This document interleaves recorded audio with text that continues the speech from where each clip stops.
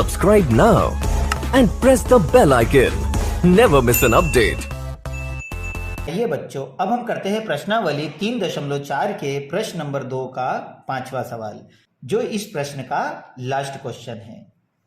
Question इन्होंने दिया है कि किराए पर पुस्तकें देने वाले किसी पुस्तकालय का प्रथम 3 दिनों का एक नियत किराया है। अर्थात हम किसी पुस्तकालय से पुस्तक लेने जाते हैं तो प्रथम 3 दिन के लिए तो हमें एक नियत का मतलब एक फिक्स चार्ज देना पड़ता है, तथा उसके बाद प्रत्येक अतिरिक्त दिन का अलग किराया है। और अगर आप 3 दिन के बाद जितने भी दिन आप पुस्तक रखते हो तो उसके लिए आपको अतिरिक्त शुल्क देना पड़ता है। सरिता ने 7 दिनों तक एक पुस्तक रखने के लिए 27 रुपये अदा किए, जबकि सुशी ने एक पुस्तक 5 दिनों तक रखने के लिए 21 रुपये अदा किए। तो नियत किराया तथा प्रत्येक अतिरिक्त दिन का किराया ज्ञात कीजिए। देखो बच्चों, इस सवाल को करने से पहले हम एक ग्राफ से इस सवाल को समझने की कोशिश करते हैं। हमें यहाँ दिया गया है कि किराए पर एक पुस्तक देने के लिए एक पुस्तकालय का प्रथम 3 दिन का एक नियत किराया है। तो उदाहरण के लिए जैसे मैं मान लेता हूं कि यह मेरा एक दिनों का ग्राफ है, जिसमें मैं पहले दिन अगर पुस्तक लेने जाता हूं तो पहले 3 दिनों तक तो एक फिक्स चार्ज है। अर्थात ये पहला दिन, ये दूसरा दिन और तीसरा दिन, इसे बोलते हैं नियत। अर्थात ये फिक्स चार्ज है, यहां से यहां तक का फिक्स चार्ज है।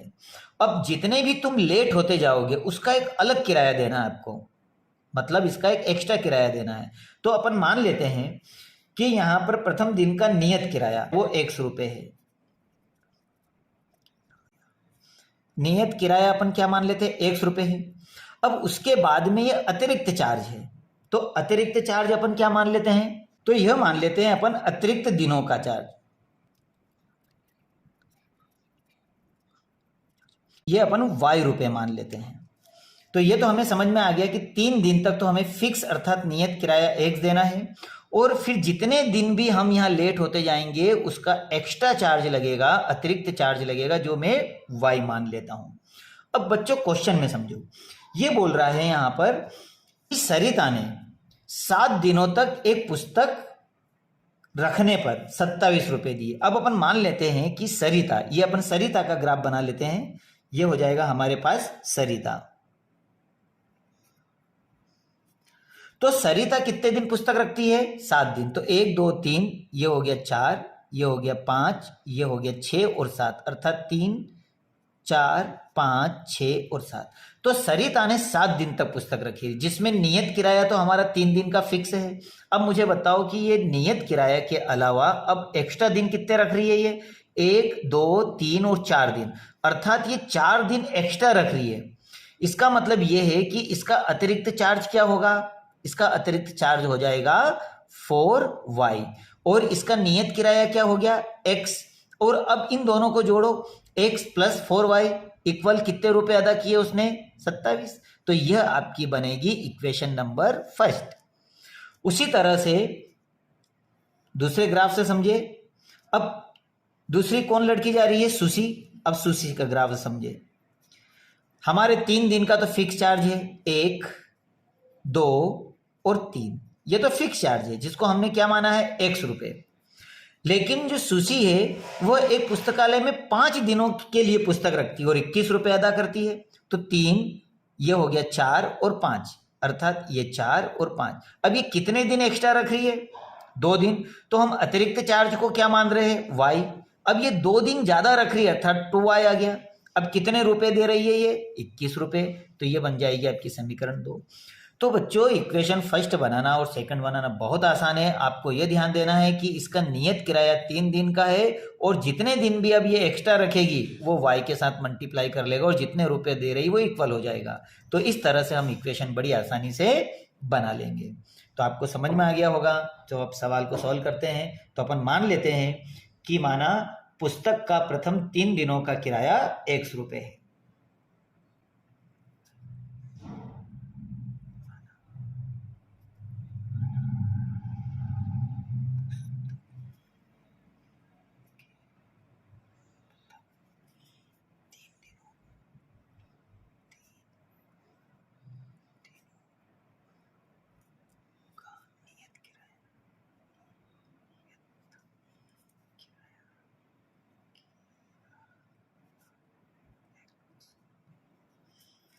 तो पुस्तक के प्रथम 3 दिनों का नियत किराया x रुपए है और प्रत्येक अतिरिक्त दिन का किराया y रुपए है।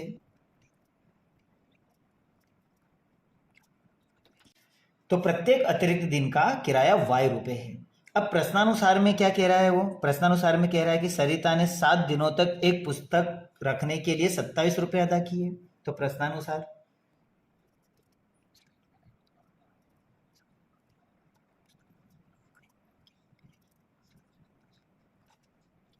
तो सरिता ने 7 दिनों के लिए पुस्तक रखने के लिए कितने रुपए अदा किए? 27 रुपए। अब 7 दिनों में बच्चों, मैंने ग्राफ में आपको समझाया है, 7 दिनों में 3 दिन तो उसका नियत किराया है, अर्थात ये हमारा x हो गया, प्लस अब 7 में से 3 दिन घटाओ, कितने बचते हैं? 4 दिन, अर्थात ये उनका क्या हो गया? अतिरिक्त तो हो गया। तो 4 दिन हमारा 4y हो गया। अब टोटल कितने रुपए दे रहा है वो? तो ये दे रहे हैं आपके 27 रुपए अदा कर रही है। तो ये हो गई समीकरण 1। ठीक उसी तरह पुनः प्रश्नानुसार,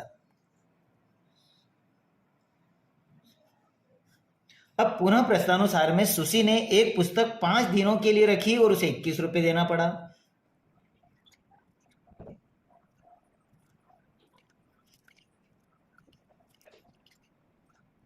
अब बच्चों समझो, सुशी ने एक पुस्तक 5 दिन के लिए रखी।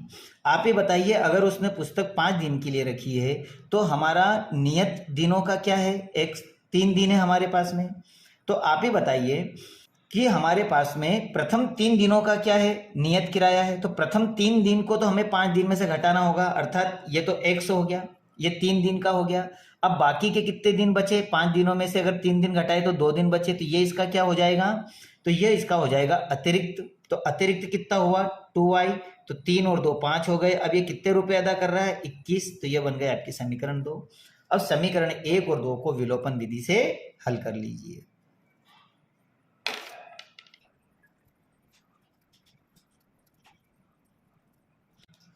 तो विलोपन विधि से हल करने पे समीकरण 1 है आपके पास में 4x प्लस, समीकरण 1 है आपके पास में x प्लस 4y बराबर 27 और समीकरण 2 है आपके पास में x प्लस 2y बराबर 21। अब यहाँ हम वही चीज ध्यान रखेंगे, अगर इसके कोफिशिएंट बराबर है, निशान बराबर है, तो निशान हम चेंज कर देंगे, इन दोनों को काट देंगे। 4 में से 2 गए तो हमारे पास में बचेंगे 2y बराबर 27 में से 21 जाएंगे तो आपके पास बचेंगे 6। तो y का मान हो जाएगा 6/2 और जब हम दोनों को काटेंगे तो हमारे पास y बराबर आ जाएगा 3। तो ये तो निकला हमारा y का मान। अब y का मान मैं कहां रख दूंगा? समीकरण नंबर 1 में। समीकरण 1 बताइए बच्चों क्या है? तो समीकरण 1 है x प्लस 4y इक्वल 27।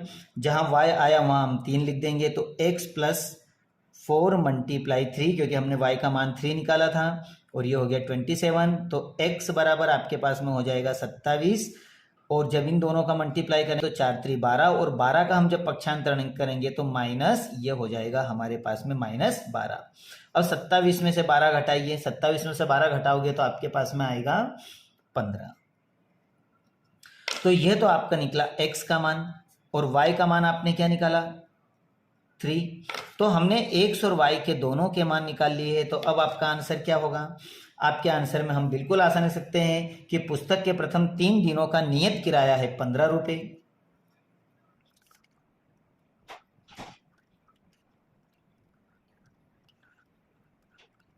और प्रत्येक अतिरिक्त दिन का किराया 3 रुपए है।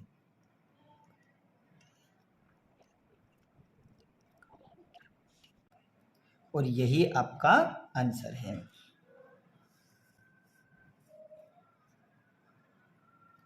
तो बच्चों इस सवाल को अच्छी तरह से कर ले, काफ़ी इजी तरीके से। अगर हमें ये चीज़ समझ में आ गई तो हम समीकरण 1 और 2 भी बड़ी आसानी से बना सकते हैं। सवाल कोई टफ नहीं है, आप इसे अच्छी तरह समझे और कर ले।